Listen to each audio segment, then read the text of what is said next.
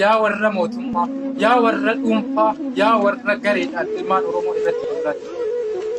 Dhiigni ilmaan Oromoo, dhiigni miskiinnan Oromoo isiniif ta'u. Ilmaan Oromoodha rakkachaa jiran, cinqamaa jiran. Haadhatu ilmoo irraa qabame, abbaatu ilmoo wajjin rakkachaa jira. Obboleeyyan kiyya, waa'ee siyaasaa, waa'ee filannoo, waa'ee kamuu ni dhaqqabu. Booda itti deebi'u. Garuu furmaata ilmaan Oromoodhaa kan amma rakkachaa jiran, lubbuun isaanii jiruu fi du'a keessa jidduu jiran kana bira haa dhaabbannu, haa gargaarru, gara biyya isaanii haa galchinu. Barbaachisaa taanaan yaa warra mootummaa, yoo barbaachisaa ta'e ilmaan kana gara biyyaatti galchaati wanta barbaadan irraa fixadha. Waan barbaadan godha, yoo barbaadan hidha, yoo barbaadan ajjeesa biyya isaanii keessatti. Garuu biyya alagaa keessatti ati shanee deeggartaa, ati kana goote jedhamee mana alagaa keessatti gidirsuun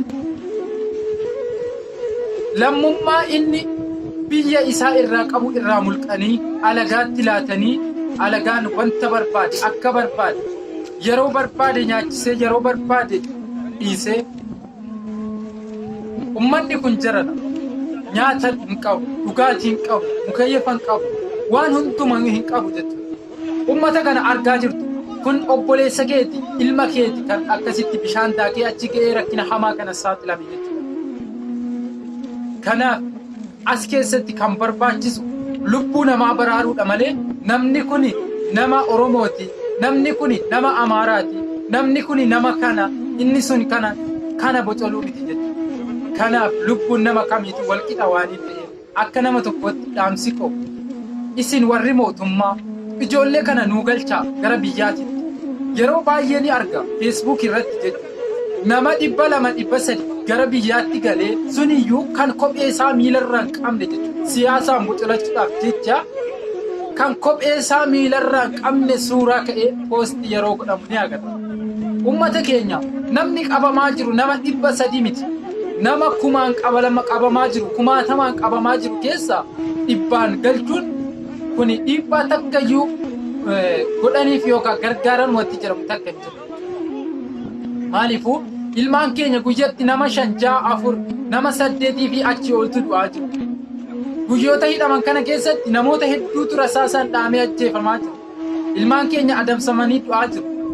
Kanaaf xiqqeenyi biyya ormaatitti nu mudate kun biyya keenya keessatti yoo nuuf ta'e wayya.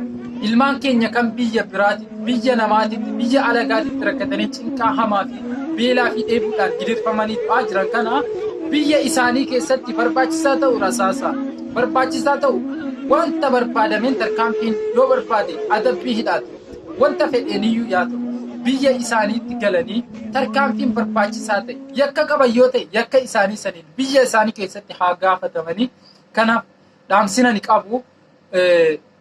Warroonni mootummaa, kaadiroonni mootummaa ilmaan keenya kan biyya namaatitti gidirfamaa jiran bira nu dhaabbadhaa.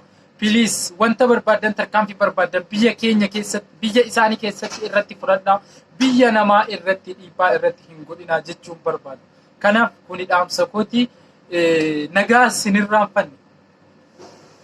Maaliifuu nagaa gaafachuuf yoo nagaa qabaatte nagaa nama gaafachuu dandeessa. Garuu nagaa qabnu irratti hundoofnee nagaa wal gaafachuudhaaf nu rakkisa waan hin ta'eef kanaaf bakka jirtanitti nageenyi isin bira haa jiraatu jecha asumaaniin xumuradha. Galatooma.